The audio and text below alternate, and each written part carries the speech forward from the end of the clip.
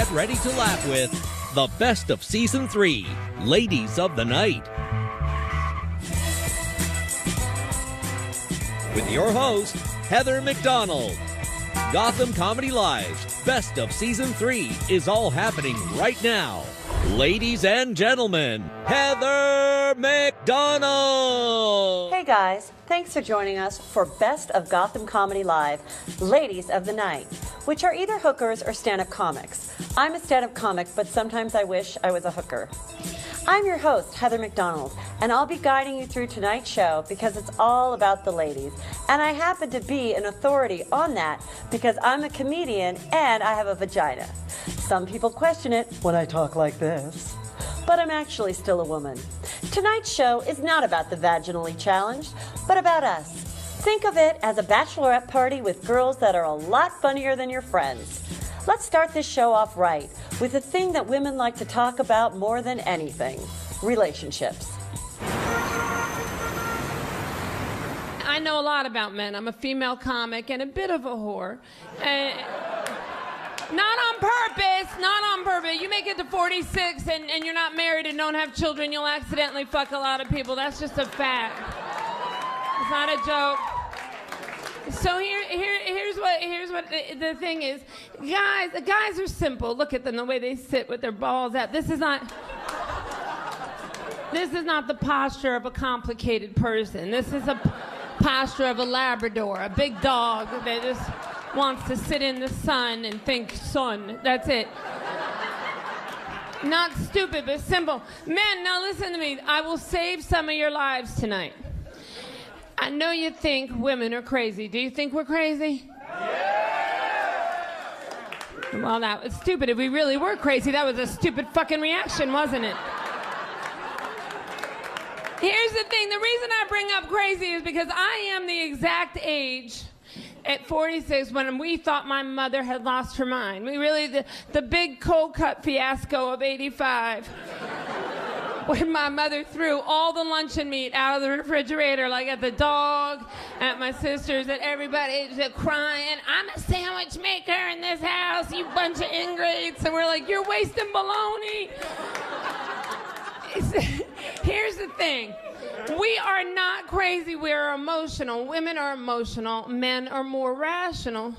Women are more emotional. To rational people, emotional people often appear crazy. We're not crazy. Listen, men, this is a good way to remember. Men are like hurricanes. You can track a hurricane, right? You know when it's coming. When a guy's upset, if you call your boyfriend 3 times and he says, I'm working, you call again, you know exactly what he's going to do. You know how he'll act. He acts the same way. He's predictable. Women, we're not like that. We're like tornadoes. You ever been in a tornado? You're just sitting out on the front porch enjoying yourself. And all of a sudden it's like, shit don't feel right.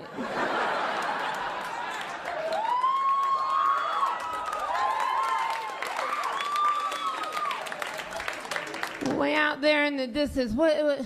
Run! What I'm trying to tell you is you can't harness that. Listen, man, we don't want to be like that. When we are acting like that, we don't want to be like that. Do you understand me? If a tornado could look back at all the destruction it caused, I am positive it would cry openly. It would, oh, I did what to that farmhouse? I don't think so. Oh, you have footage? Oh, I just remember a cow looked at me funny and I had to fuck that cow up. See, that's what happens.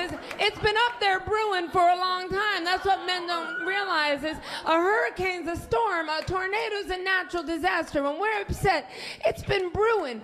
You can't see it. And one little thing trips it. Like, who left the sock in the middle of the living room floor? What do you mean you don't know? How do you not know? There are only 4 people who live here. 2 are small, and 1 is me, and 1 is you, and I don't wear big stinking socks and go in the living room because I've asked everyone not to go in the living room because I would like one nice place I can take somebody. Don't walk away from me.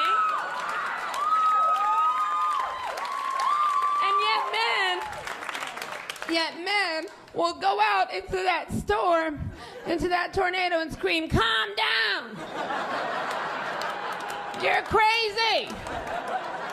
Bitch, you crazy." What's a tornado gonna do when you do that? It's gonna pick you up and throw you. Or it's gonna go over to its girlfriend's house, it's gonna get on the phone, and then there's 2 tornadoes. Men calling each other from basements. "What's going on? What the hell did you say to her?" All right, men, this is where I'm gonna save your lives.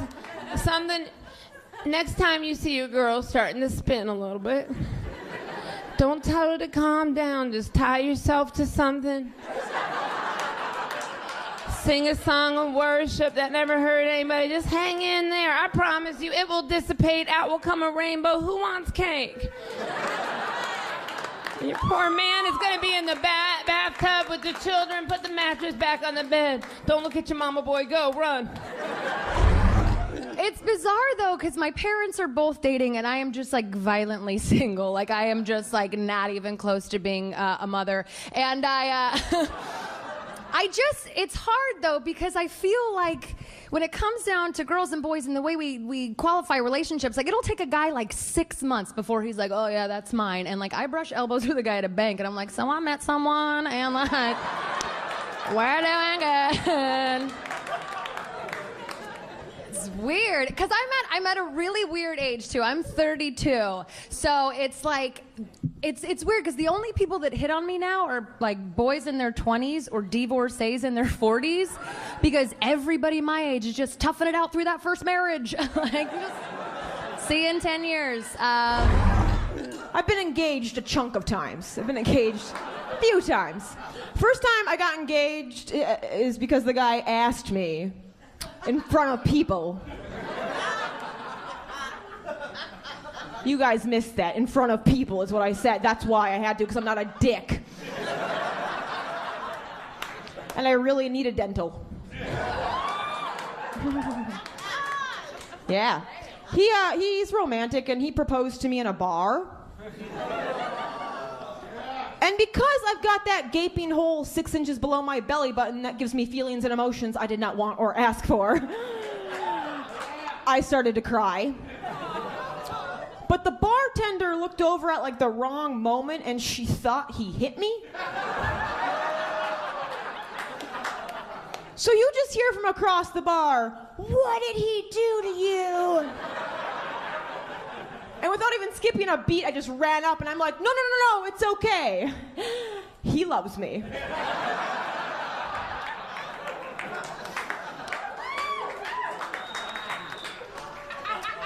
When we broke up, we wanted to be adults about it, right?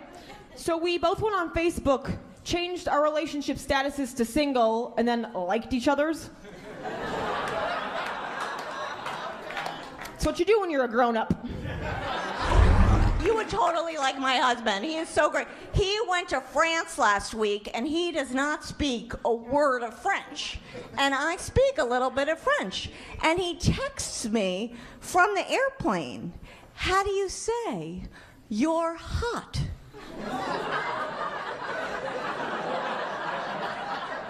In French. So I text him back, "J'ai herpes." I'm married now to a different guy. It's gross. Guys are always way more excited about that. Men are like, "Yeah, gross." And chicks are like, "Aw." We've been married for a year, and right after we got married, he bought me the e-cigarette because he wanted me to give up smoking. And I was like, I just gave up other men.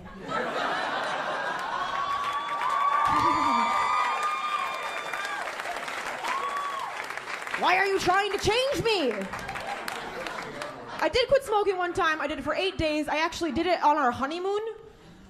I'm not an asshole in this, okay? Understand. My husband, for our honeymoon, took me to Fort Myers, Florida for 2.5 weeks.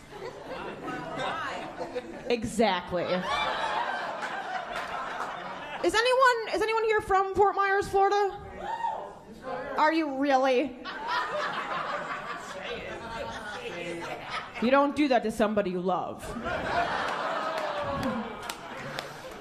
Everybody likes my husband more than me, which is upsetting. Like, I get it, he's a really good person, he's got nice hair, and he smells like a mother should.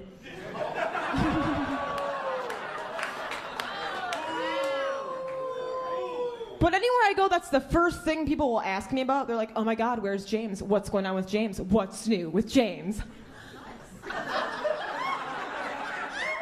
I now know what it feels like to have a hotter sister. Stay tuned for more laughs on Access TV with the best of Season 3, Ladies of the Night. Welcome back to Gotham Comedy Live's the best of Season 3, Ladies of the Night. Welcome back, and thanks for sticking around for Best of Gotham Comedy Live, Ladies of the Night. Before the break, we heard what a few female comics had to say about the trials and tribulations of relationships.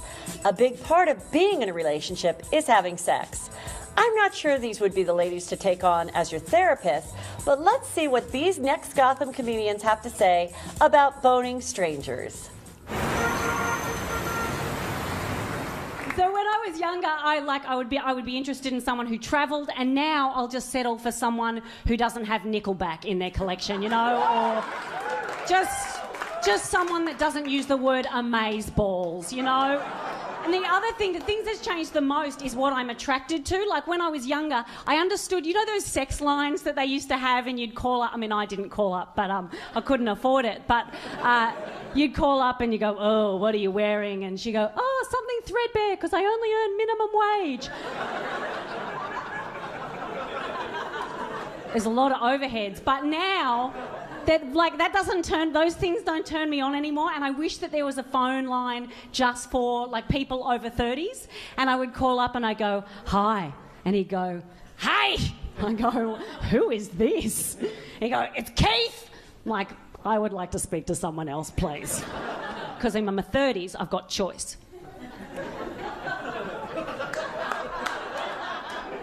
So then someone else comes on, I'm like, who's this? And he goes, it's Rowan. I go, oh, what are you doing, Rowan? I'm listening to you. But I'm turning off the television first. And what are you doing to me, Rowan? I'm communicating my needs and setting clear boundaries with you. God.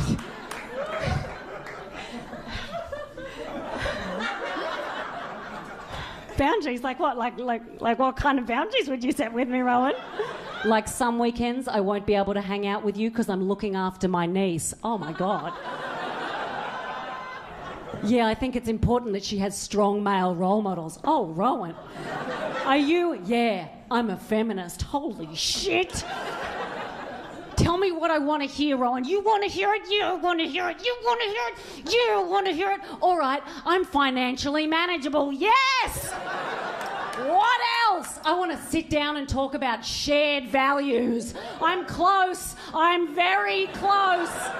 Bring me home, Rowan. You wanted you. All right, I'm emotionally available. Done.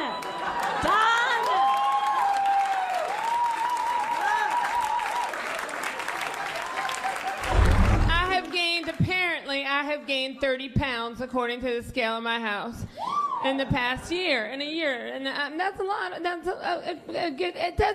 didn't realize I was putting the weight on.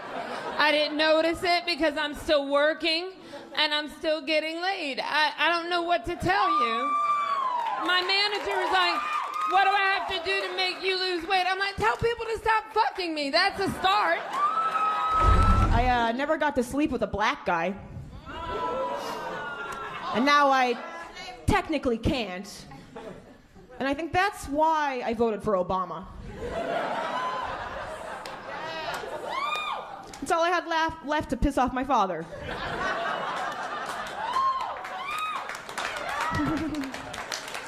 But nope, I settled for the white guy who refers to sex as buddy time.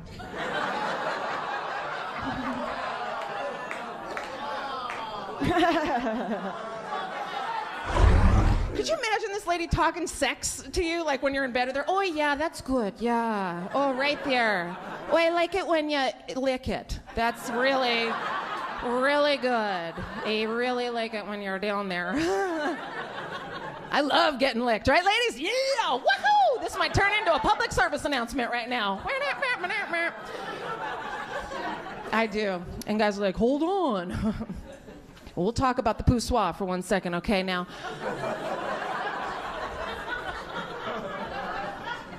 I'm a Jew, so I'm quite hairy. Thank you. And so I would go get the wax. You know, we would go get the wax for the bikini area, right? I went to see the Korean ladies. I went in, I lied on the table there, had my, well, I'll explain to you. It looks like I'm wearing corduroys under my corduroys during the wintertime, you know what I'm saying? I like to let it grow a little bit. Just wick, wick, wick, wick, wick, wick, wick. I hope you enjoy 70s porn. Pow! Fucking yeah! Ha ha! I'm letting it grow because it's cold. You know what I mean? I'm poor. There's a lot of reasons. Y'all are too spoiled, you guys. Get in there. Just get in there and search. That's right. They become lazy. These young men, they become lazy. I love it. If you're under 30, you're like, pubic hair. I don't even know what that is. So I bring my hairy Jew ass to the Korean lady, and she's like, oh, I'm gonna have to get 2 people, okay? Some bullshit right here. So I have to go to a Russian lady to go find my people, you know? And she comes over and she's like, Jesse, I am perfectionist. I get every hair. I'm like, hold on, every hair, like every hair. She goes, not like a baby. Guys, the Amber Alert look, I'm hip to it, okay, guys? So she goes, I leave you a little bit of hair, like, poof, I'm grown up, poof, I'm grown up. I get to go home now. I live close here. I live on Sullivan Street, 229, apartment 3B. That's gangsters, and that's my real address. I'm not scared of you people. I've lived alone in New York for 20 years. What are you going to do to me? There's nothing you can do that I haven't planned for. You going to rape me? You can't rape me. I'll kiss you on the mouth. How you going to rape that? How dare you, rapist? You think I don't have a rape plan? That's the worst predator on a planet next to a pedophile and a polar bear, and I got plans for them too. You crawl in my window, you're crawling out half the rapist you were when you crawled in. I'm gonna mouth kiss you, I'm gonna whisper I love you, I'm gonna hold you. You're my boyfriend now, rapist. Bottom line, you guys, I watch a lot of porn. I think single and porn are kind of, it's like one, it's like, duh, you know what I mean? My thing with porn, though, it's like, I mean, it just gives guys this false sense of hope that whatever hole they find first is fair game, and that's not a thing. Like, I let a guy stick his finger in my butt once, and it was only because he was going to war, so I did it for my country. Like, why is everybody else slutty? Oh, man. It's this whole bizarre concept that, like, you don't know the difference between the two. Like, are you serious? We're grown-ups. They're clearly mapped out situations, guys. Like, one of them is like, oh, it's a pretty pink flower, water me. Oh, and the other is just like this angry old woman, just like, oh. Like, one of them's like, oh, it's so nice in here, and the other's like, you take me to the casinos, I want to play the slots. But I was always in the closet, and my internalized homophobia was so bad that when I had my first crush, it was on Nala from The Lion King. Do you guys remember Nala? Yeah, but this is where it gets bad. My first crush was Nala from The Lion King. I was more worried about the fact that I had a crush on a girl than on the fact that I had a crush on a fucking lion. Which is way more creepy, and it gets creepier. I told my buddy Steve that, right? He doesn't miss a beat. He goes, no, I get it, dude. I used to want to fuck that chubby teapot from Beauty and the Beast. Oh, Steve. Now his wife looks like that teapot. It's just... I met her. I was like, nice spout. Oh, God. Okay. That wasn't the right thing to say. Stay tuned for more laughs on Access TV with the best of Season 3, Ladies of the Night. Welcome back to Gotham Comedy Live's the best of Season 3, Ladies of the Night. Welcome back. I hope you're enjoying the lovely female comics that we have brought you so far. We are all kids at heart, so this next topic should be very relatable. Here's what our comics had to say about children. He is so cute. He is like the cutest kid you've ever seen. You know how like you want like one kid better? He is so cute. Oh my God. He says to me the other day, he goes, Mama, when I grow up, if I have a little baby, does that mean you're going to be a grandma?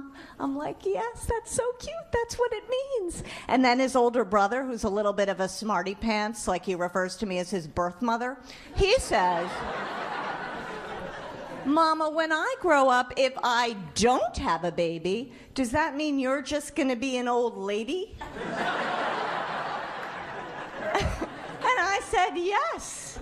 And instinct tells me, with that level of charm, you're going to be my roommate.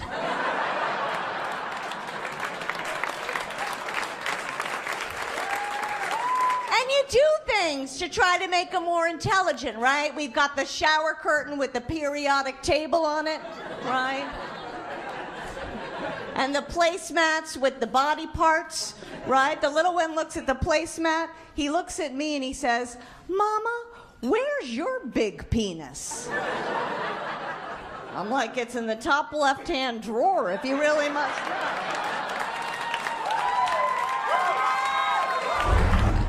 But here's the thing you may not remember because of the allergies, not you guys, but as you know, you can't walk within 25 feet of a schoolyard with a peanut butter sandwich, yes? A gun, sure, that's your right, don't tread on you. But no peanut butter, because we have to protect the children. We will be arming the janitorial staff and the guidance counselors, but no peanut butter. But it's hard because our school system's not set up for dyslexic kids. Like, I took the SAT, and for my score, they just sent me a helmet. That's true. Little mean. But even though I didn't do good on the SAT, think about that test. That's such a classist test. Like, the way they phrase things, they want rich kids to do well. They phrase things like this. They'll be like, if Chet and Chauncey have 5 gazebos, 4 summer homes, and 2 mutual funds, who is the governor of Connecticut? If you didn't grow up well off, you're like, oh my God, what the hell is a gazebo? Is that who killed Tupac? What the fuck is a gazebo? They never phrase things for underprivileged kids. Never. They'd never be like, if Monica has to get to the check cashing store by 2, and she knows she's gonna run into 4 crackheads who take 5 minutes each, about how fast does Monica need to run? Nope. Oh, you guys didn't do well either. If they phrase it like that, you could be like, ooh, 2 miles per hour. Go, Monica, go. Fuck Chauncey. What's a gazebo? I actually, it's terrifying. I'm so immature. I had a pregnancy scare one time, you guys. I thought I was pregnant. It turns out I'm just lactose intolerant. I sat on the toilet. I was like, I hope it's crap. 'Cause if it's a baby, I'm just gonna leave it in there. Whatever. Come on, according to the Nirvana album cover circa the 90s, babies be swimming. They are fine. Babies be swimming. But I'm all right with awkward. I was raised by some awkward people. I was raised by hippies, naked all the time. Like all the time naked. Not a nudist colony, not a commune, not that structured. Just naked all the time. I'm pretty sure I breastfed off 5 different ladies, you know? Here, it's free and it's love. Just take it. It's free and it's love. Who made this? Awesome, baby. Smoked a lot of weed at my house. Passed it to me. I thought this was Duck Duck Goose. First word I just found out as a baby. Oh my God, my first word as a baby. What was it? I thought maybe it was mama or dada. No, my first word was ear.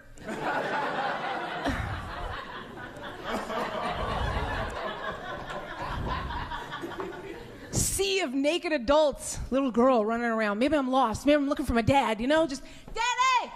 Daddy! Daddy! Daddy! Oh, Daddy!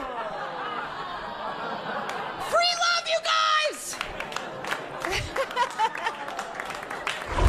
don't get me wrong. Like I would love to have kids. By the way, I think that's a beautiful thing. Like I love babies. Some of my best friends are babies. I think that's a great thing to have kids because I love kids. I don't know if anybody has kids here, like on purpose. Anybody? I always like asking it that way because people are like, no.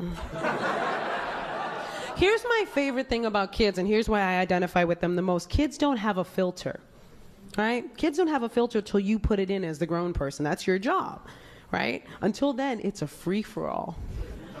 Especially if you have toddlers, you know exactly what I'm talking about because they say whatever. You ever been insulted by a kid? Hurts, don't it? Yeah. It legitimately hurts your feelings. But you can't say anything. You gotta sit there like, you gotta take it. Because they'll walk right up to you and be like, you're ugly, and then walk away. And you're just there like, he is so cute. I just want to hug him around the neck. He's a cutie. He's really adorable. But when you think about it, that kid isn't trying to mess with you. Like, if that kid said you're ugly, it's because he genuinely thinks you're ugly. But, like, so ugly, he had to stop whatever he was doing and let you know, like, he was doing something, and he was like, no, put the Legos away. What is that? Seriously? Get it fixed, all right? I can barely keep my Lunchables down. That is disgusting. Millennials. So what's your allergy? What do you got? What are you struggling with? Yeast, gluten, wheat, soy. Nothing. Sulfur.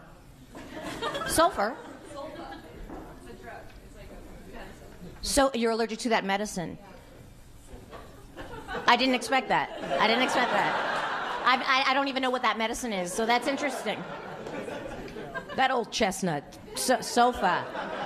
I just know that millennials have it hard. They were born into such a war-torn country. Storage wars, cupcake wars, cutthroat kitchen. Oh. And it's bizarre, though, because, like, with the younger guys, there's definitely a disconnect. Like, I don't know. Like, okay, this is going to sound terrifying, but the last guy I legitimately dated was 21. Yeah, he worked at my bar. I wasn't just driving by school like, hey, you're the fastest runner. Get in. I'm a coach. Come on. Like, he found me. But there's a definite disconnect, especially with, okay, and I use the term dating loosely. I really mean we were just texting, and I just, like, I don't know anything about him except for he uses no punctuation and fucking all lowercase letters. I'm like, throw me an emoji, show me you care, like, do something. Come on. So, but, like, he would do the weird thing with texting. I don't know if anybody else is weird with texting. Like, that's a deal breaker for me. Like, if you're a weird texter, like, bye-bye, see you later. So this kid, he used to do the lazy thing. So he'd be like, what are you doing tonight? And I was like, okay, if you're going to be lazy with letters, like, what else are you going to shortchange me in? Like, are you going to try and fuck my pussy? And I just, like... I feel like if you're not going to give me the U, you're not going to give me the O, so I don't know why the hell we're... I used to be a really overweight kid, and it's hard, when you tell people you used to be fat, they usually ask you how fat. And that's awkward. I'm like, I don't know, fat. Like, I used to take those tests in the back of women's magazines. They match your body type up with a type of fruit. Like, you're a plum, you're a pear. Every time I took it, my fruit was pudding. I was like, well, that's fat enough. And America's so insensitive to fat people, like they put the biggest pair of pants at the bottom of the pants pile. Rude, you have to dig through all the sizes of pants that you're not to get to your pair of pants. Fuck that shit.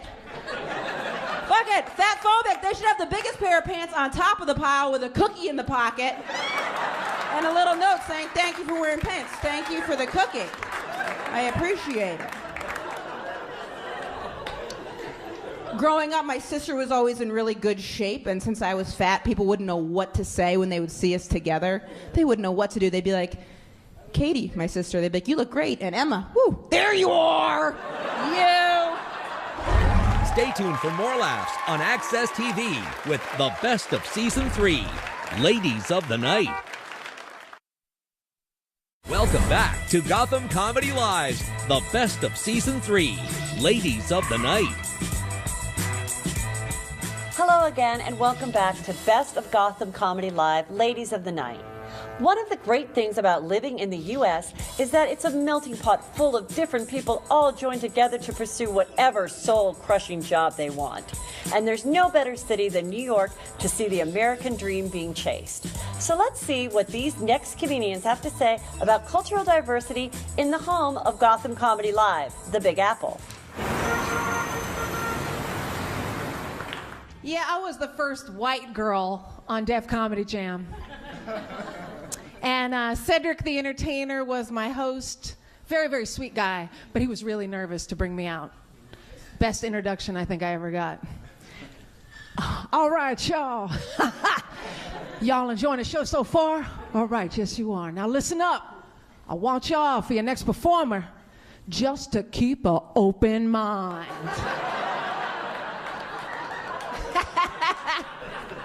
And then I came out, I was like, what's up, Def Jam? It's awesome to be here. Maine's the whitest state. I don't know if you guys knew that. I guess it's good you guys aren't up on your white trivia. That'd be a little awkward. White statistics, love them. No, Maine's the whitest state, so like my brother in Maine will get very defensive. He's like, just because we're the whitest state doesn't mean we're racist. Yeah, well, there's no different races for you to be racist against. The only races in Maine are white, white, and off-white because this one kid, Kyle, has rosacea. And you still ask him about Kwanzaa. Come on. And people are putting the pressure on me and my boyfriend. We've been together a while now. And he's Latino too. My boyfriend is Mexican. And I like, thank you. I like Latin guys because they're macho. I love macho guys. I'm old school though. I am. Like, I like the kind of guy that's like, get in the car. Okay. There is that part of me that wants to be like, don't talk to me like that. But I'm going to get in the car now. I'm going to do what you say. Of my own accord. Right? Isn't there something about a macho guy that makes you feel protected, though? Like, I feel so safe. Because there are guys now that... They're wearing skinny jeans.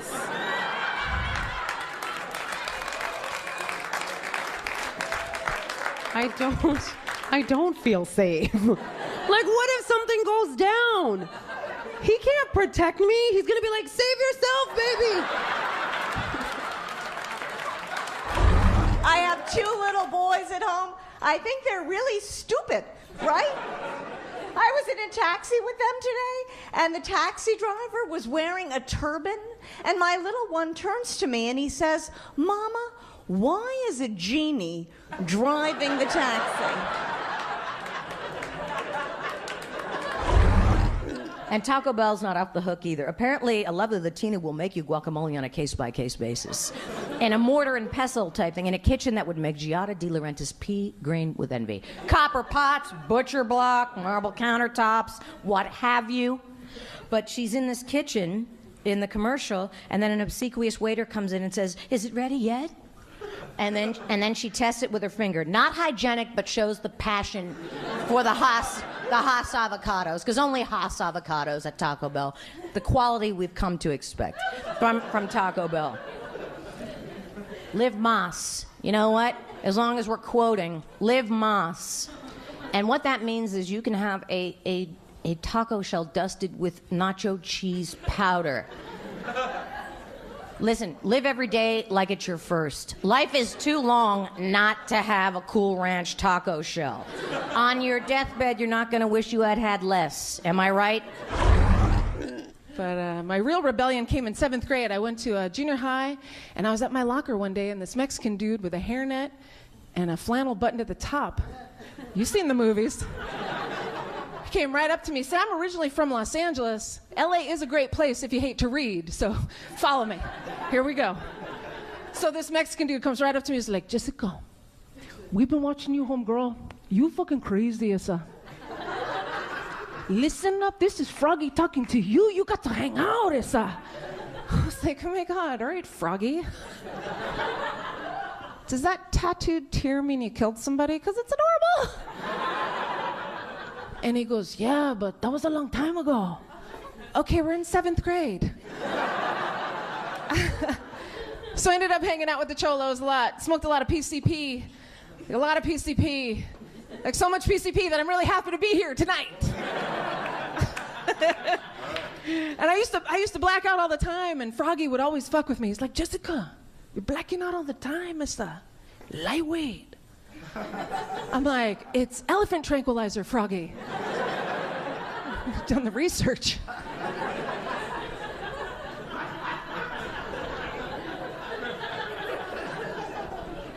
The cholos like to kick it with oldies music. The gang members, they like to kick it with oldies, which I thought was weird. I never told Froggy, but I thought it was weird. You know, you're smoking PCP all day, you're dipping out the van with a fucking gun, and then come home, put on some Dean Martin. Like, what? That's not hardcore at all, Froggy. But they had a radio station out in LA called KRLA, was the oldies station, and they had dedication hour on Sunday nights, and the gang members would call up and dedicate. There's somebody here who knows about the dedication hour.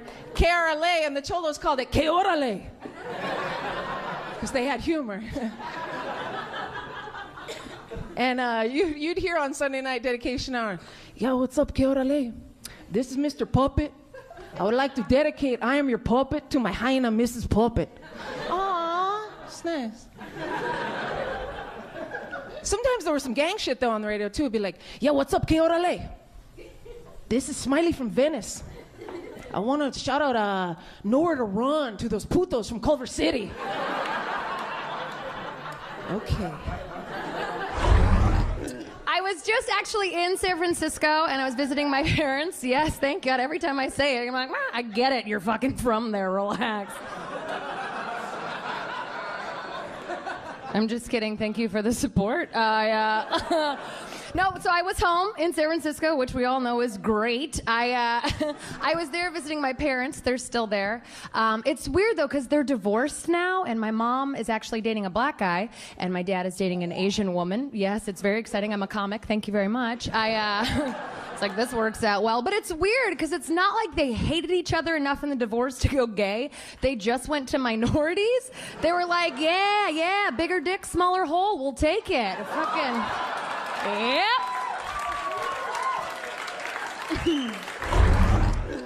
That buddy Steve of mine and I are looking for an apartment right now. I don't understand why people have to be politically correct in roommate wanted ads. I don't get it. It's every ad. It goes, if you post anything racist, sexist, classist, or homophobic, your ad is taken down.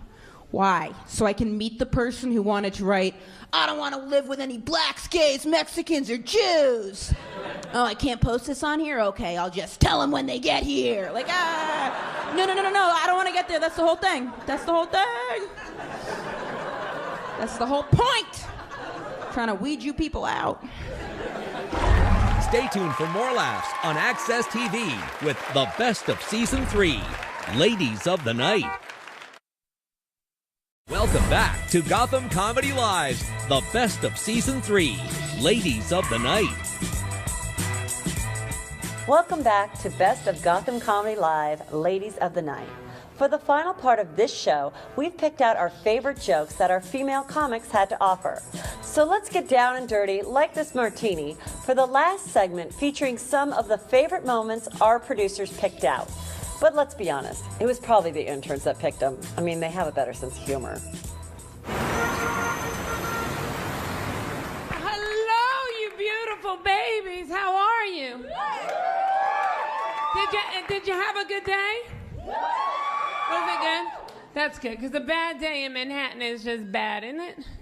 Is that my mother's in Virginia, and she told me the other day she was having a bad day. And I've lived here 20 years. I'm from the South originally, but I've lived here 20 years, so I'm a New Yorker now.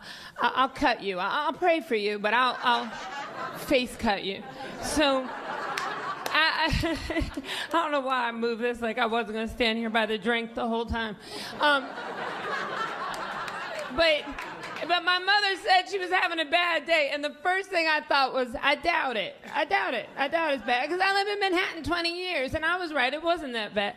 It was a bad Virginia day. Like, they closed the Walmart pharmacy early. Like, it was that. They're like, yeah, you live in Manhattan 20 years. A bad day is like someone threw human poop at you today. Or the elevator got caught between floors and you crawled out and your face skimmed the floor. And now you think you have floor aids in your eye. And you get to where you're going and no one will even dispute if floor aids exist. Your floor aids could happen. It's just... I don't know. I'm not very good at finding out whether people are flirting with me or not. Okay, so this happened on Twitter, and my friend was attacking this group called the Christian Alliance, right? And he was really going at them, attacking them with horrible things like logic and reason. And no. There's a lot of good Christians in the world. I've seen Sister Act 2. So he's attacking them, and it's got nothing to do with me, but it's Twitter, so I got involved. And I said, hey, they could just be 16 and 17, super into God, maybe don't go so hard. He wrote back and said, no, they're a fundamentalist Christian group and they're, horrible and dangerous. I went, okay, I'll stay out of it. But it's Twitter, that's not how it works. So then the head of the Christian Alliance got in contact with me, and this is where I don't know whether he was flirting with me or not, okay? All right, so you can help me out. His name was Reverend Norman Price. And the tweet said, another feminazi libtard slut. Hey, Felicity, what's your personal abortion counter up to? Yeah. Is that flirting? I don't know. It feels like mixed messages. So I just sent him a cheeky tweet back and I said, well, you keep talking like that and I might be up for another one. Wink! I have a friend who really likes to say the word delish. Like a lot. Like everything is delish. Like I'm delish, my hair is delish, we're just delish. The only time it is acceptable to say the word delish is if somebody punches you in the face in the middle of trying to say delicious. Right? I was recently on an escalator and I was looking, there was advertisements all the way up the side of this escalator because I don't have a real job. And there was an advertisement for a breast cancer awareness campaign and it said 1,000 women die from breast cancer every month. Do you know the 5 signs of breast cancer? And then underneath, they didn't put the 5 signs of breast cancer. You had one job. It's a public awareness campaign. What happened? Did they just run out of money halfway through? Like, no more research? Do you know the 5 signs of breast cancer? Because we don't. And what if all public awareness campaigns just started doing that, leaving out vital information and then just popping a dubious question at the end? Like gambling. It's addictive. But what if you won?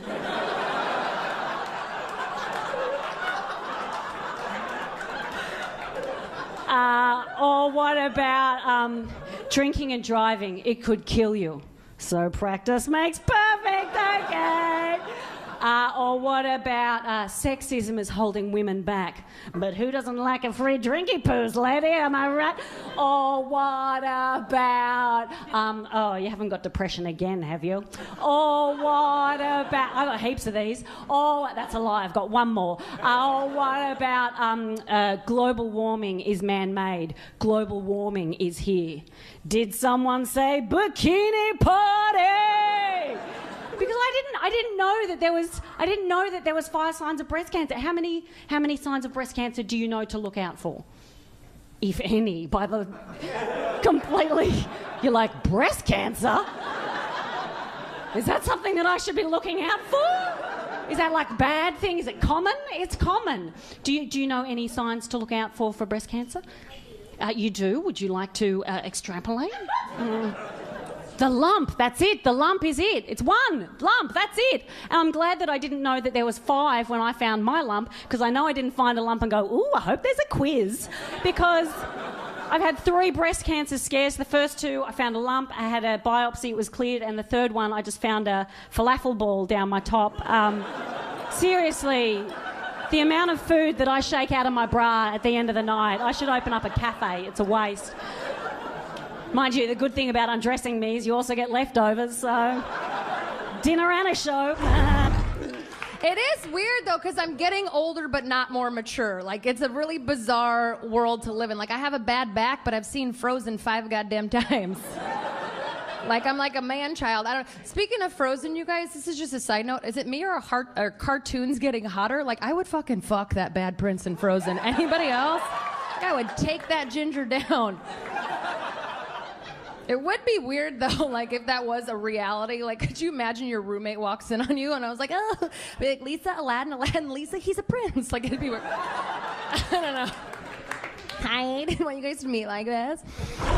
How I look with the short blonde hair, I'm constantly getting compared to a celebrity comedian. Take a wild guess. Cat Williams, actually. But I see where you're coming from. No, of course it's Ellen. Someone asked me if I got my hair cut to look like Ellen, and honestly, yeah, sure did. Ellen's winning at life. Why wouldn't I want to look like Ellen? I'm not going to go into the salon like, hey, can you guys make me look like Rosie O'Donnell? Seems like she's having a good day. So I'm from a town of 800 people. I grew up in rural Maine. Very, very small town. For example, we had a gay pride once in my town, and it was just this one kid, Greg, skipping down the street. One kid! One kid!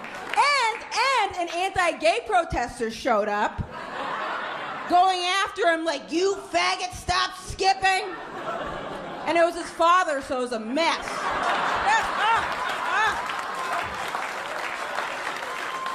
Stay tuned for more laughs on Access TV with the best of Season 3, Ladies of the Night. Welcome back to Gotham Comedy Live's The Best of Season 3, Part 2, Ladies of the Night. That's it. Thanks for watching all of these lovely, talented, and deeply disturbed ladies. Please pray for them. And keep up with us for more hilarious comedians coming to you live at the Gotham Comedy Club on Access TV. Until then, see you next time.